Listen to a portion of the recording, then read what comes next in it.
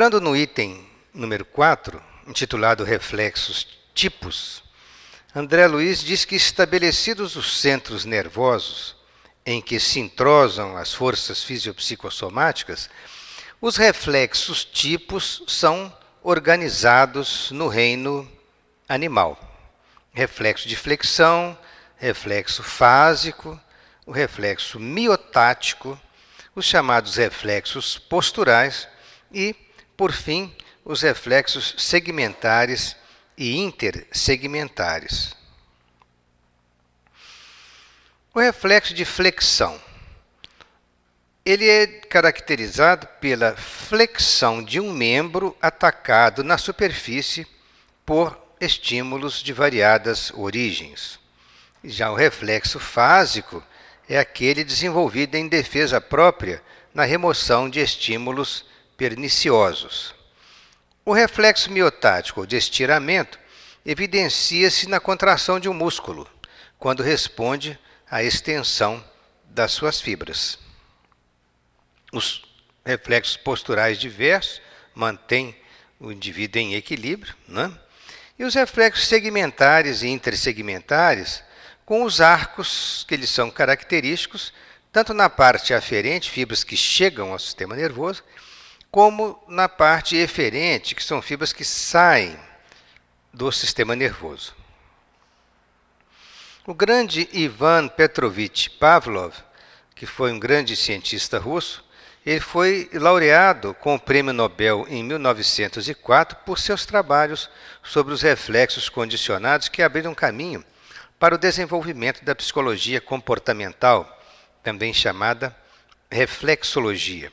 Então ele foi realmente um dos maiores estudiosos dos reflexos, gerando até a criação de uma escola psicológica. Ele viveu na cidade de Ryazan, hoje um dos principais centros eletrônicos da Rússia, uma cidade muito graciosa, conforme a gente está vendo na figura, e a localização no mapa está na Rússia mais próximo da Europa, na província de Ryazan. Bem, os reflexos, o que são? Os reflexos são reações estereotipadas e involuntárias do sistema nervoso, reações estas a um determinado estímulo. Elas são estereotipadas, por quê? Porque elas se repetem sempre do mesmo modo, portanto elas são invariáveis. Então, o que se repete sempre do mesmo modo é estereotipado. Reflexos fásicos, na sua classificação, são movimentos do corpo ou de uma das partes do corpo, e eles são provocados como um movimento de defesa. Exemplo, um estímulo doloroso que leva à brusca flexão do membro, reflexo de flexão ou de retirada. Por exemplo, se eu acidentalmente coloco a minha mão numa chapa quente, eu vou retirá-la rapidamente, né, devido ao estímulo doloroso que aconteceu. Então, isso é um reflexo chamado de flexão ou de retirada. Os reflexos tônicos, eles ajudam a manter a postura e o equilíbrio do nosso corpo. Por exemplo, o reflexo patelar, ele dá percussão no tendão do joelho. Quando o neurologista bate aquele martelinho dele no tendão do joelho, nós imediatamente movimentamos a perna, conforme a gente vai mostrar. É o reflexo miotático ou de estiramento. Esse aqui, por exemplo, o reflexo da flexão ou retirada. Esta figura mostra pelo menos duas situações de estímulo doloroso. Uma causada pelo fogo e a outra causada por um instrumento pontiagudo que perfura o dedo. As outras situações ali não são dolorosas, mas essa figura ilustra muito bem o contato com estímulos dolorosos e que nós vamos retirar imediatamente em defesa. No caso do reflexo patelar, que é o reflexo de estiramento, ou chamado reflexo miotático, né, a percussão do tendão, por aquele martelinho, né, que o neurologista pesquisa, ele vai estimular microsensores no tendão.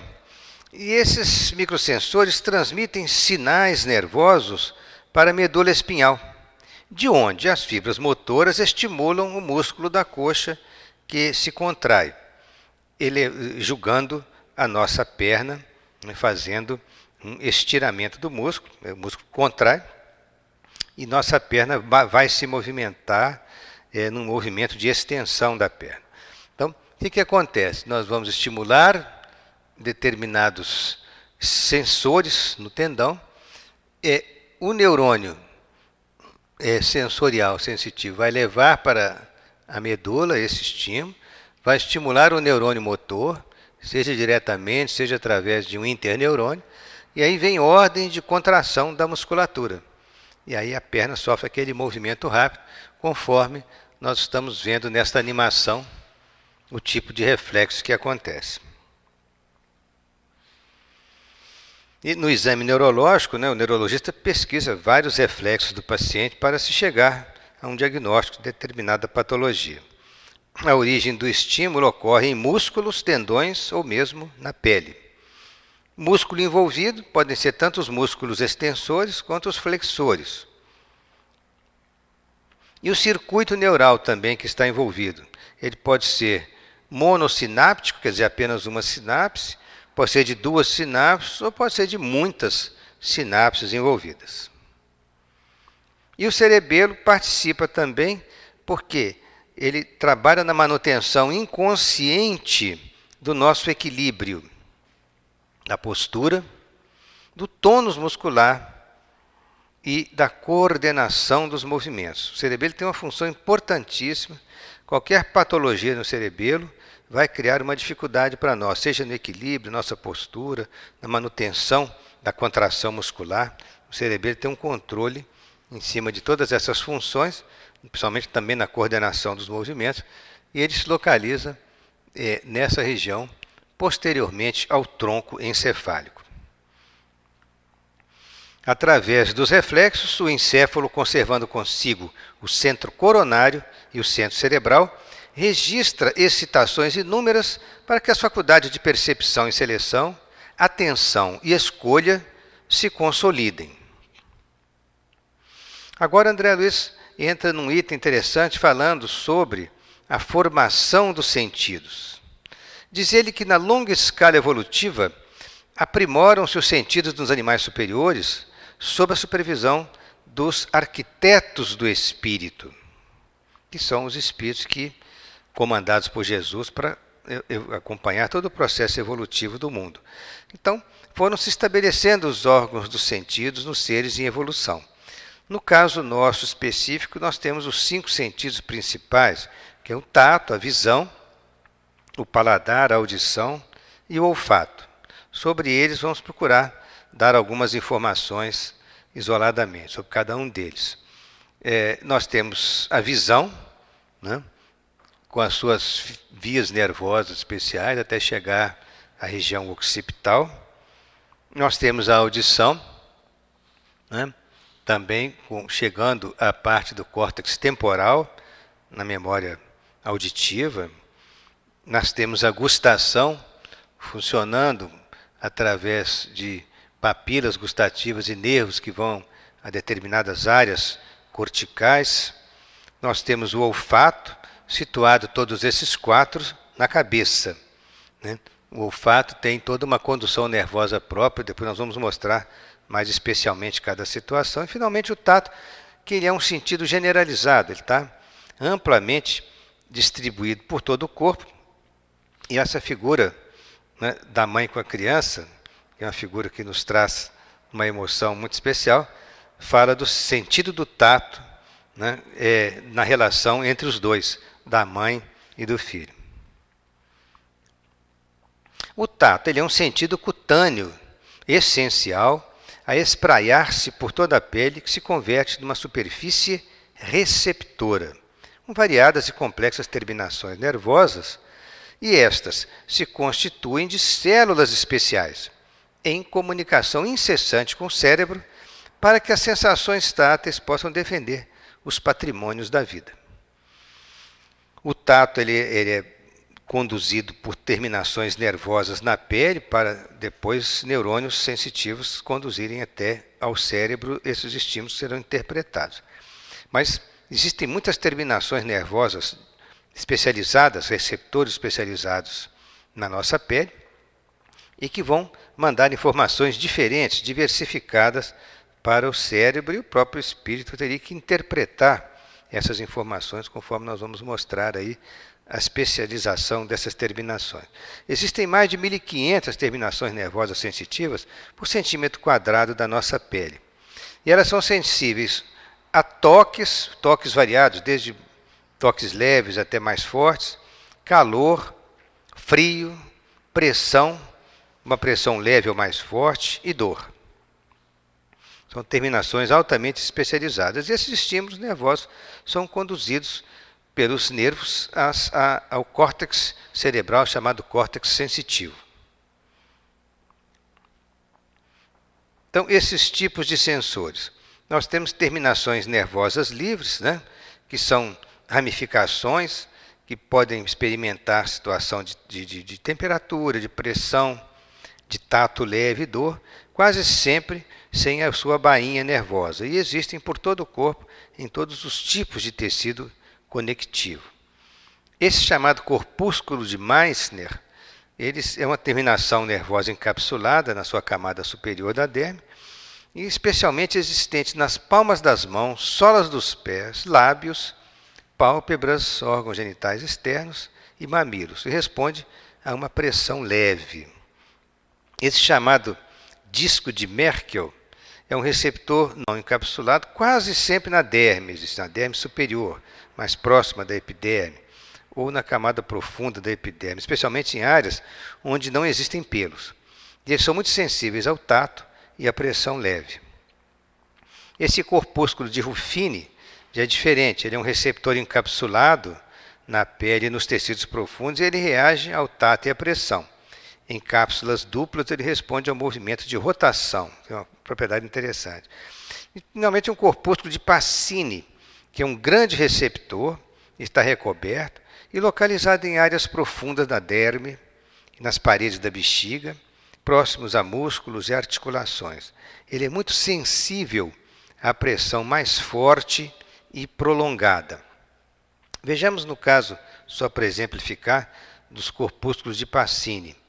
Nós, quando estamos assentados, instintivamente, nós mudamos de posição depois de algum tempo. É porque os corpúsculos de Pacini estão sendo afetados e vai haver uma informação cerebral de que é importante a mudança de posição, porque aquela pressão já está se prolongando mais do que o suficiente para atrapalhar a circulação sanguínea. Então, durante a noite, se nós formos filmados dormindo, nós estaríamos sempre mudando de posição à noite, porque nós não podemos ficar sempre na mesma posição, porque uma eminência óssea pode comprimir muito a pele e dificultar a circulação da pele. É o que acontece com os pacientes paraplégicos que desenvolvem escaras, porque eles não têm sensibilidade na pele, eles perderam a sensibilidade pela lesão da medula. Então, eles ficam sentados muito tempo e a pressão muito forte em cima dos ossos causa ferimentos na pele, porque os corpúsculos de Pacini não estão funcionando e não mandam a informação de que existe dor naquele local, de que existe incômodo naquele local. Aqui, por exemplo, é um sensor de toque leve, uma imagem microscópica, que mostra um corpúsculo de Meissner, em verde, na ponta do dedo. Ele é muito importante num tato de discriminação fina.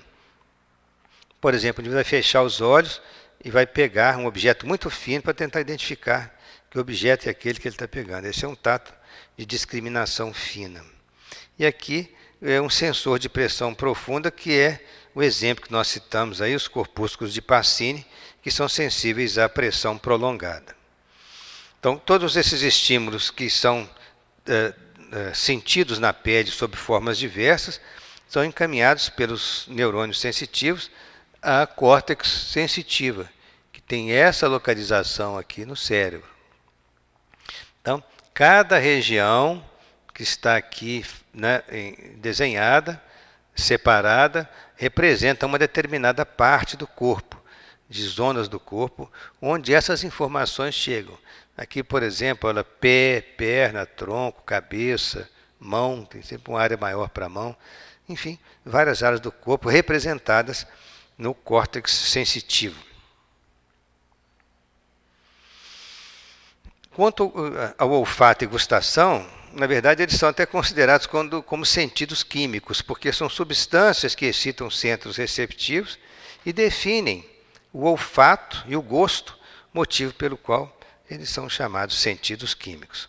No epitélio olfatório, né, numa parte mais alta dentro da cavidade nasal, as células basais, as de sustentação e as olfativas, elas sobre as glândulas de Bowman que se encarregam de fornecer o muco necessário à discriminação dos elementos odoríferos, operam a seleção das propriedades aromáticas das substâncias.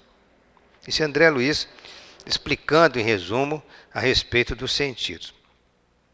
No dorso da língua, na epiglote, na faringe e no véu do paladar ou véu palatino, os corpúsculos gustativos, contendo células de sustentação e células gustativas, são associadas às pequenas glândulas salivares e fazem o registro das substâncias destinadas à nutrição. Então, olfato e gustação, eles são sentidos químicos. O olfato é mais aguçado até que o paladar. Nós percebemos cerca de 10.000 odores diferentes. E isso ocorre por causa da mucosa olfatória, que está na parte superior da cavidade nasal.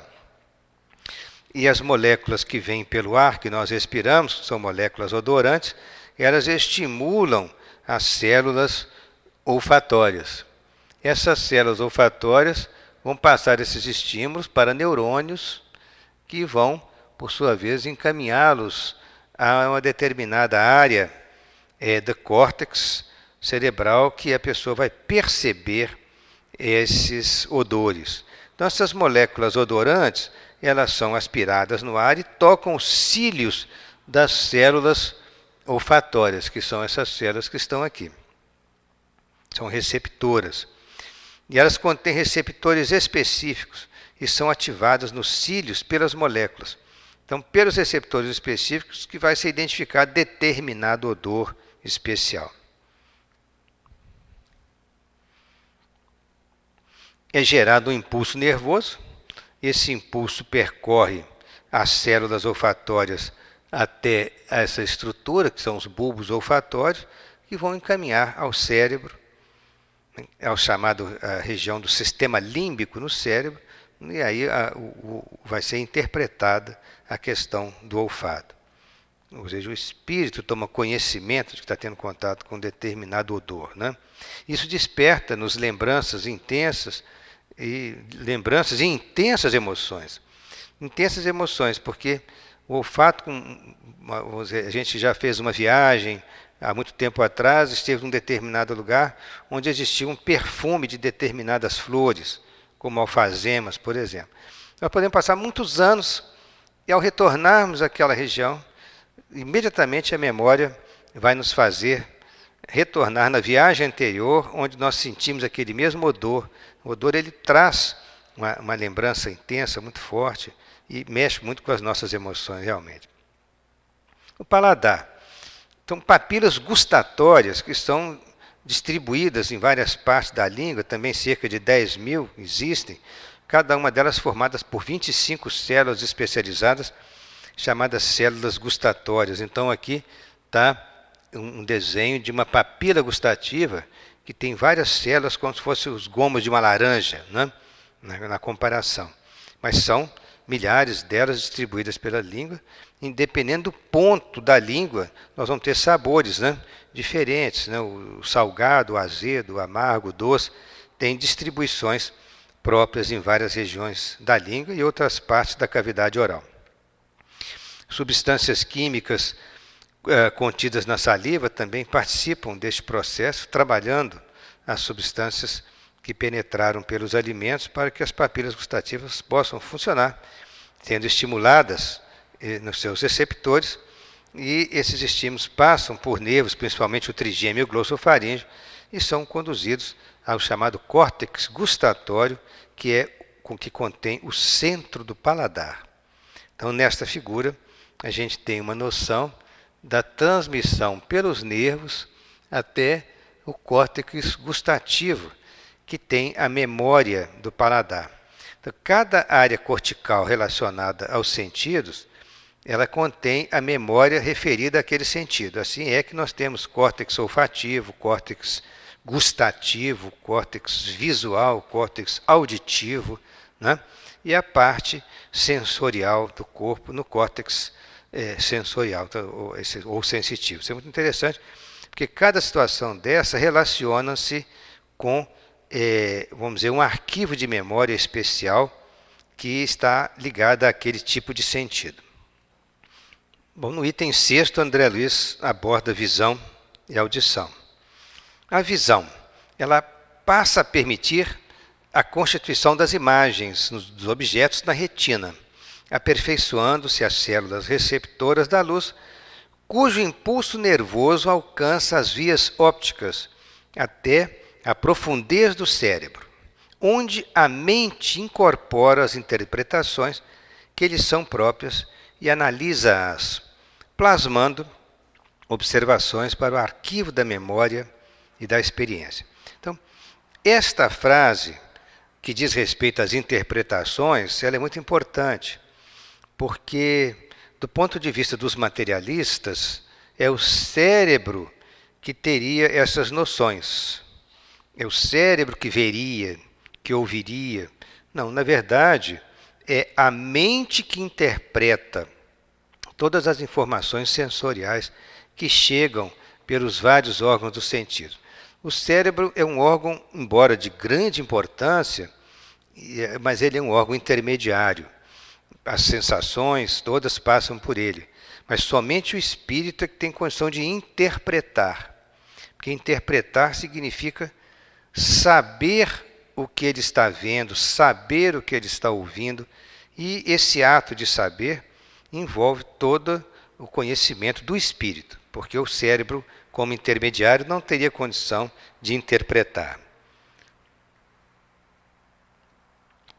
A audição, através de órgãos complexos, consolida-se no ouvido interno, em que o tubo coclear, com 3 compartimentos, vai encontrar as células evoluídas dos órgãos de corte e as fibras nervosas do nervo acústico, ou também chamado estato acústico ou vestíbulo coclear, encarregado de transmitir as vibrações sonoras que atingem o ouvido médio em estímulos nervosos, a saírem através do nervo auditivo na direção da mente, que realiza a seleção de valores atinentes às sensações de tom, de intensidade e de timbre.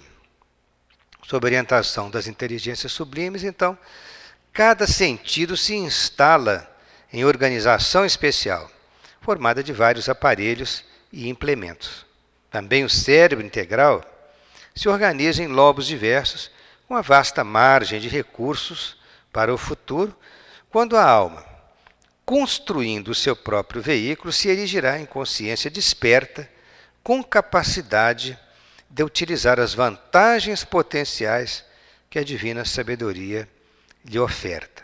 É todo o potencial que nós temos do nosso sistema nervoso que está à espera de ser desenvolvido no futuro com o progresso do espírito, porque a evolução já preparou o cérebro para armazenar e trabalhar com mais recursos intelectuais e recursos do sentimento também. Bom, vamos abordar a visão, que é um sentido superior da criatura, porque ele responde pela maior quantidade de estímulos de que todos os demais sentidos combinados. Nós somarmos todos os estímulos de todos os demais sentidos, não teremos a quantidade de estímulos da visão. Cada nervo óptico possui cerca de 1 milhão de fibras nervosas. 1 milhão de fibras nervosas é uma coisa extraordinária. Mais da metade do total das informações de todos os sentidos chegam à mente através da visão. A retina contém cerca de 120 milhões de cones e 7 milhões de bastonetes que convertem a energia luminosa em estímulos nervosos que chegarão ao nosso cérebro com todas as informações que a visão transmite, sendo que os cones respondem mais pela parte central da retina e os bastonetes pela parte periférica.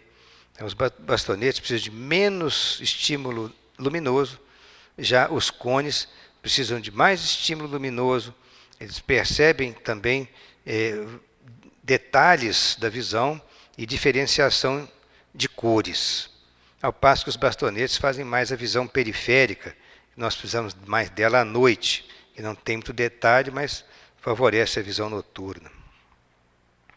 Então, num corte do nosso globo ocular, que é um órgão de extraordinária evolução, nós estamos vendo aqui, em linhas gerais, né, que a luz ela vai ter que atravessar a córnea, passar pela pupila, atravessar o cristalino, o interior do globo ocular, chegando à retina, onde, através de estímulos nervosos, vai penetrar no nervo óptico para chegar na córtex visual, na região occipital.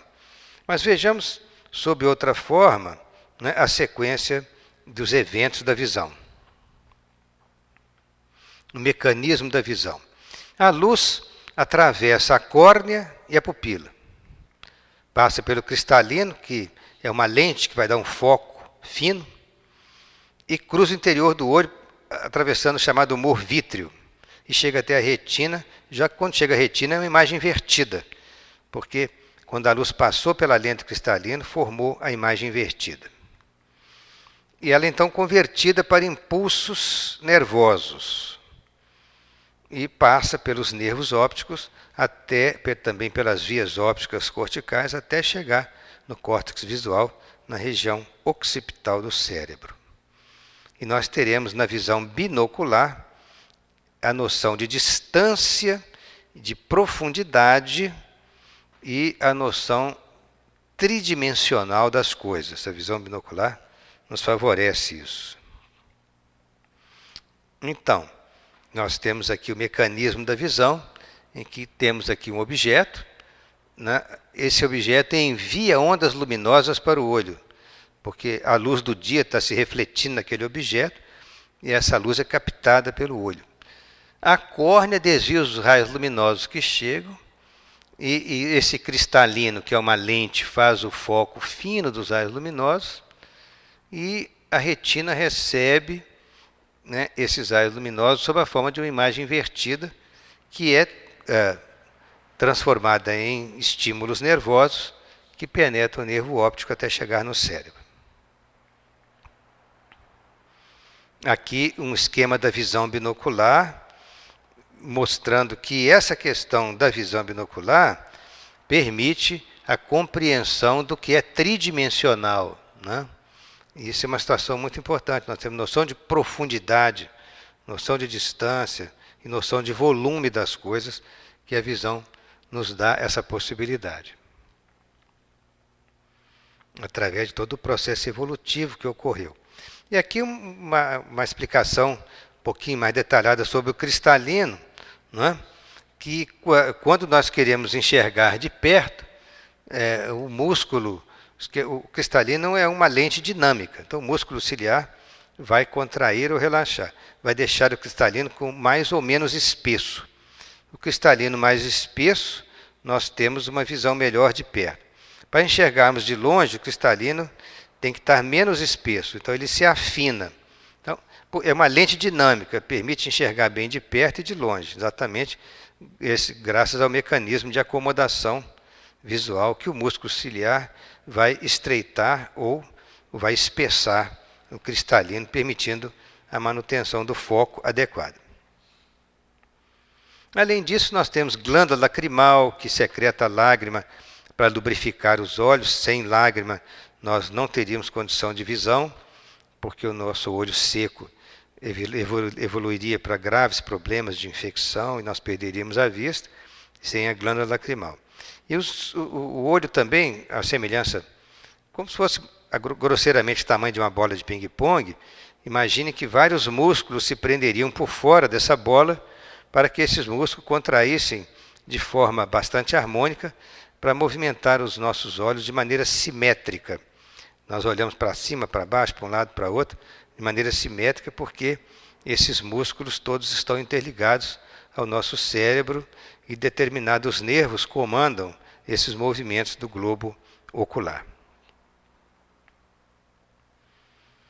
As imagens transportadas pelas vias ópticas, elas chegam até a profundez do cérebro, onde a mente incorpora as interpretações que lhes são próprias e analisa-as, plasmando observações para o arquivo de memória e da experiência.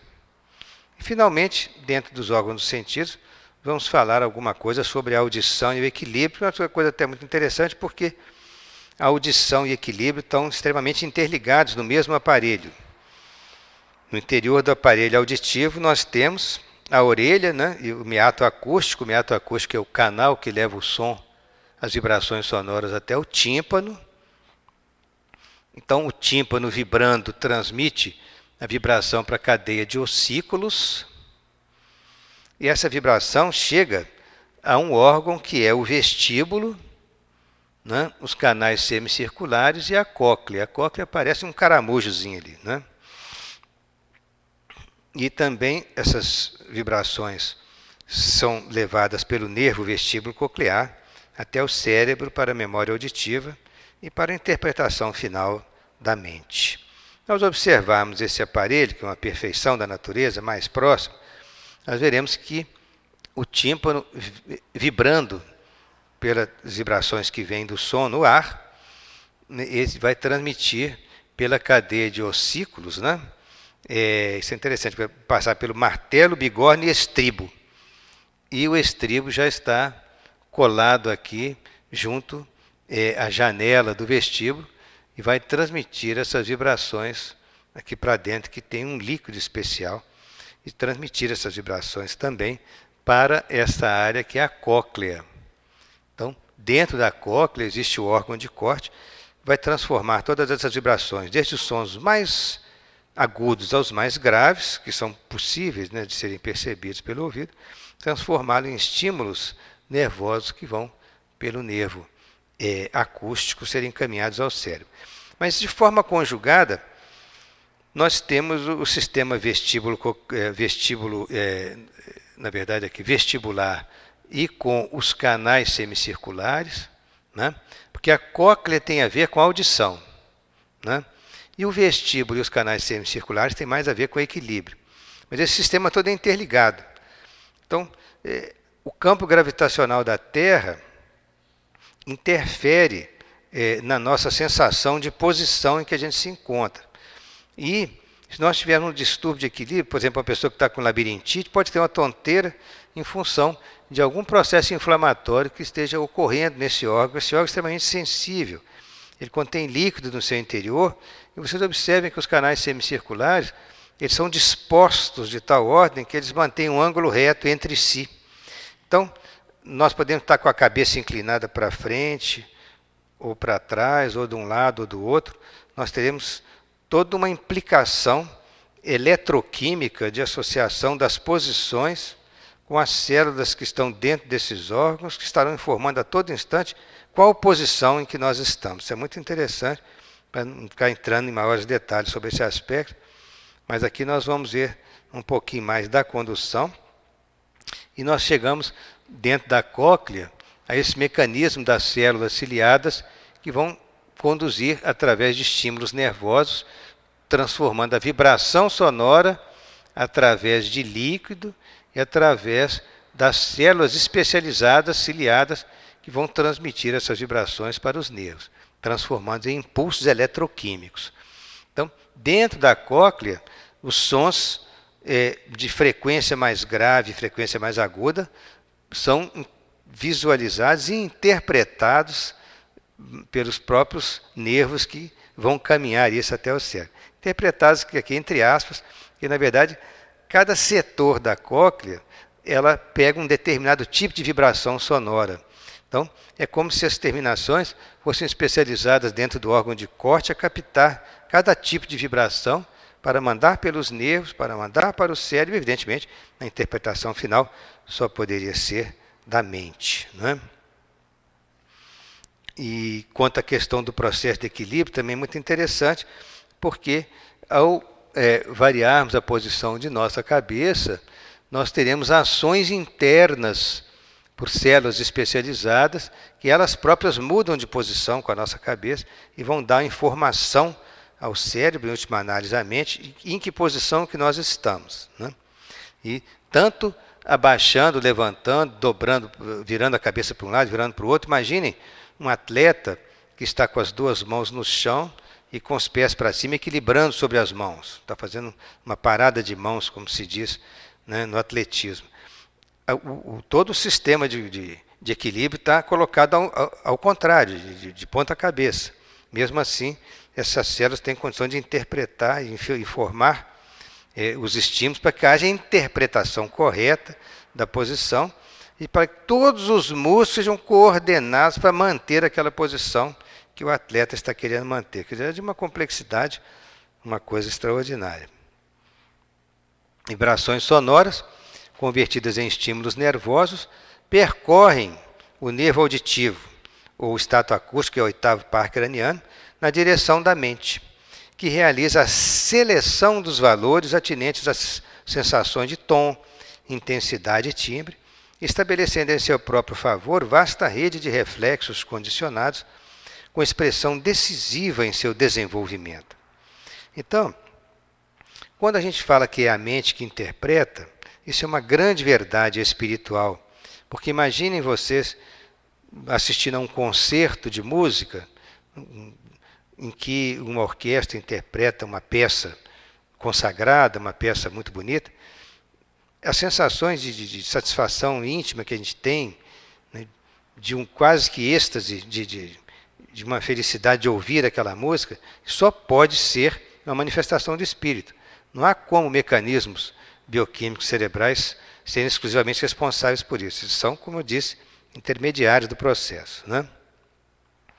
Sob a orientação, então, das inteligências sublimes, cada sentido se instala em organização especial, formada de vários aparelhos e implementos. Agora, já nos aproximando do final da exposição, nós vamos entrar no sétimo item, intitulado Microcosmo Prodigioso, em que André Luiz diz que a direção espiritual da vida consegue, enfim, organizar com mais eficiência o sistema nervoso autônomo, regulando e coordenando as funções das vísceras. Estruturam-se, então, a inervação visceral aferente e eferente e os centros coordenadores, os chamados sistemas simpático e parasimpático, e as fibras pré- e pós-ganglionares de Langley, com os neurônios a edificarem vias eletromagnéticas de comunicação entre o governo espiritual e as províncias orgânicas. Langley, chamado John Newport Langley, nasceu na Inglaterra em 1852 e desencarnou em 1925.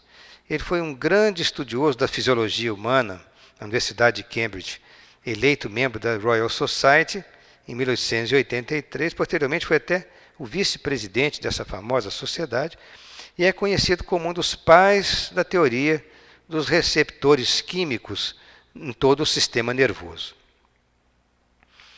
Então, quando nosso coração bate, quando o nosso pulmão respira, quando o nosso fígado, como um grande laboratório, processa bioquimicamente toda a digestão e a elaboração de moléculas adequadas ao funcionamento do nosso organismo, isso está sendo providenciado por esse sistema nervoso, que é o sistema nervoso autônomo, que trabalha por automatismo.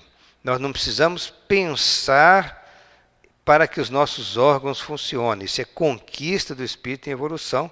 Nós temos esse automatismo já em nossa mente, que transmite ao perispírito, que transmite ao sistema nervoso. Então isso é conquista. Porque se assim não fosse, a vida ia ficar muito difícil. Porque nós não temos condição consciente de controlar o funcionamento todo do nosso corpo simultaneamente, né? Nós conscientemente podemos pensar nas coisas que vamos fazer, mas não podemos pensar que o coração tem que fazer isso, aquilo, que a digestão tem que trabalhar desse jeito. Não há como fazer isso. Por isso que tem que ser conquista automática. Então, o sistema nervoso autônomo, ele é classicamente dividido em anatomia, no chamado sistema nervoso simpático e o outro parasimpático. essas divisões que estão sendo apresentadas aí, que depois vocês poderão ver com mais detalhes no CD, né, porque a figura tem uma série de informações interessantes. Mas à nossa esquerda nós vemos o sistema nervoso simpático, que está apoiado em vários gânglios nervosos ao lado da coluna de cada lado. Então, isso aqui é como se fosse de um lado da coluna, teríamos o outro lado da coluna com todos esses gânglios, interligando com todos os aparelhos e sistemas do nosso corpo. Já o sistema parasimpático, os gânglios não são do lado da coluna. Os gânglios são colocados nos próprios órgãos. Já funcionam diretamente ligados aos órgãos. Uma característica diferente do parasimpático em relação ao simpático. De qualquer forma, ambos fazem um controle autônomo ou automático. Quase sempre um tem uma ação antagônica em relação ao outro, conforme a gente vai ver. Por exemplo, enquanto um estimula, o outro acalma, e assim sucessivamente. Aqui, por exemplo, vamos ver que o sistema nervoso parasimpático contrai a pupila, o simpático dilata. O parasimpático estimula a produção da saliva, já o simpático inibe a salivação, né? O parasimpático reduz os batimentos cardíacos, enquanto o simpático acelera os batimentos cardíacos. O parasimpático contrai os brônquios. No caso do simpático, ele vai relaxar os brônquios. A atividade do estômago e do pâncreas é estimulada pelo parasimpático, enquanto que é inibida pelo parasimpático. A vesícula biliar é estimulada pelo parasimpático, já o simpático estimula a liberação da glicose pelo fígado, que é uma função diferente. E assim, contração da bexiga no parasimpático, relaxamento da bexiga no simpático, né? O próprio simpático estimula a produção de adrenalina e noradrenalina, ao passo que o parasimpático já controla, não produz maior quantidade. Quem faz esse estímulo é o simpático. Em relação à genitália masculina, o parasimpático promove a ereção, enquanto o simpático a ejaculação. Então são funções assim quase que opostas dos dois sistemas, mas no fim gerando toda a harmonia do automatismo necessário à estabilidade do indivíduo, à homeostase, vamos dizer assim. Então esse sistema mantém as funções internas do corpo estáveis. É o processo de homeostase, conforme a gente diz em medicina. São atividades independentes da consciência e são fundamentais para a vida. Aqui só lembrando, na questão da pupila, né? Na resposta simpática as pupilas se dilatam. E na resposta parasimpática as pupilas se contraem. Então, se nós entrarmos num ambiente com muita luz, nossa pupila vai contrair. Então, é o parasimpático que está provocando isso. Mas se nós sairmos do ambiente claro e formos para o ambiente escuro, a nossa pupila ela vai ter que se dilatar na escuridão, né? Então, vejam bem que isso é um mecanismo biológico muito interessante. Se eu tenho uma luz muito forte, a pupila tem que fechar, tem que contrair, porque está entrando luz demais, está estimulando demais a retina, e essa contração é até uma proteção, né? Mas se eu saio daquele ambiente muito claro, com a minha pupila contraída, e eu vou para um ambiente escuro, automaticamente a minha pupila vai dilatar para captar mais luz, porque naquele ambiente tem pouca luz, para me permitir continuar mantendo um certo grau de visão naquele ambiente mais escuro, né? Então são respostas. A resposta simpática ela produz uma dilatação e a resposta parasimpática produz uma contração. No microcosmo prodigioso do cérebro, células especiais permanecem sob o controle do espírito, assimilando-lhe os desejos e executando-lhe as ordens no automatismo que a evolução lhe confere. Desde as fibras dos nervos cranianos, que são 12 pares, com neurônios oriundos do mesencéfalo, da ponte do bulbo, que é o tronco encefálico, incluindo núcleos hipotalâmicos, né, até a medula sacra, nervos especiais funcionam como estações emissoras e receptoras, manipulando a energia mental. Em ação constante, nos domínios da sensação e da ideia. Então, como ele se referiu ao diencéfalo, hipotálamo e ao tronco encefálico, apenas para nós recordarmos, né?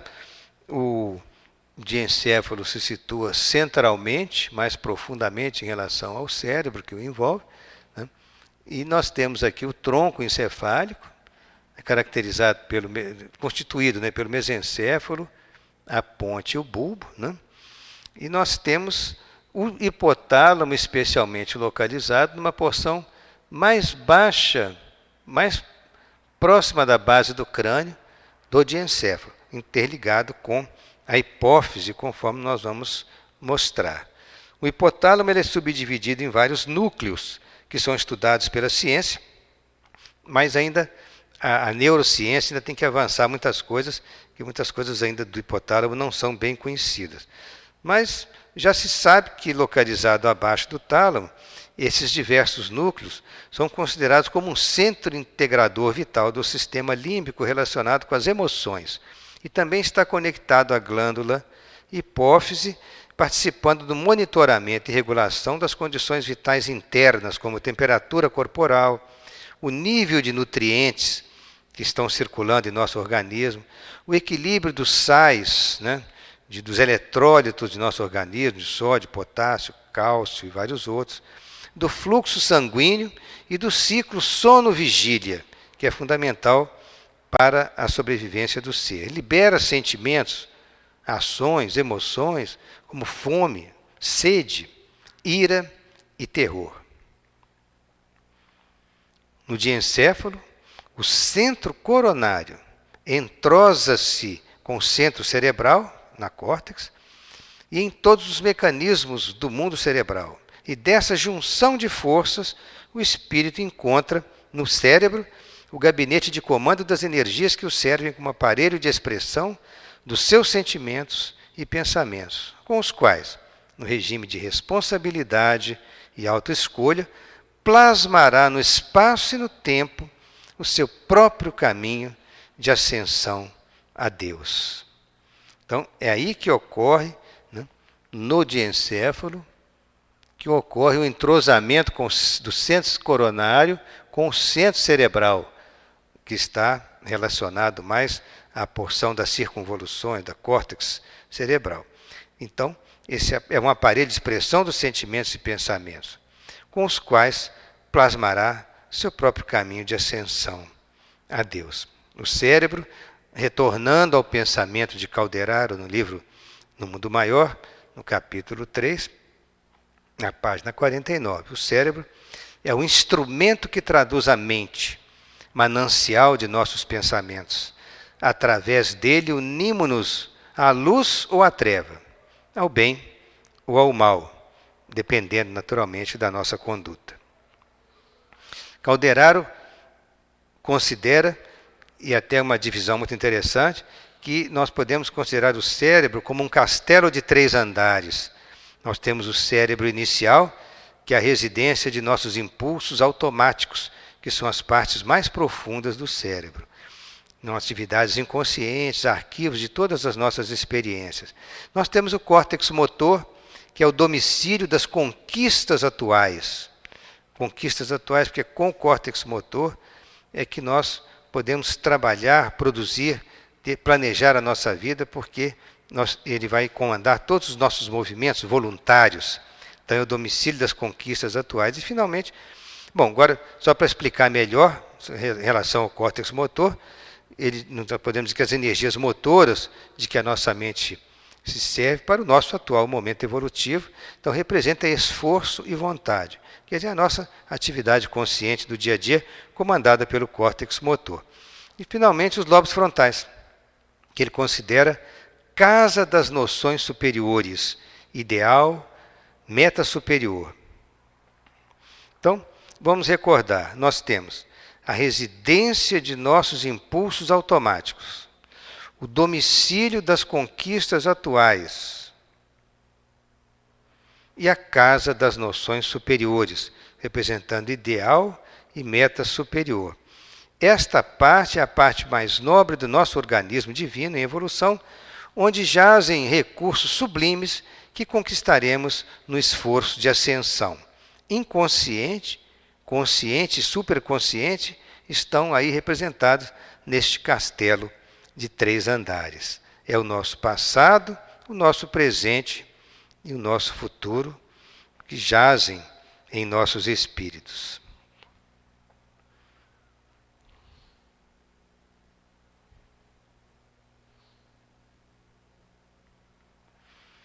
Então, é nessa conquista da ascensão que nós recorremos a Emmanuel, no prefácio do livro No Mundo Maior, falando sobre a missão de André Luiz. E é uma frase que nós destacamos por entendermos que ela tem uma importância muito grande.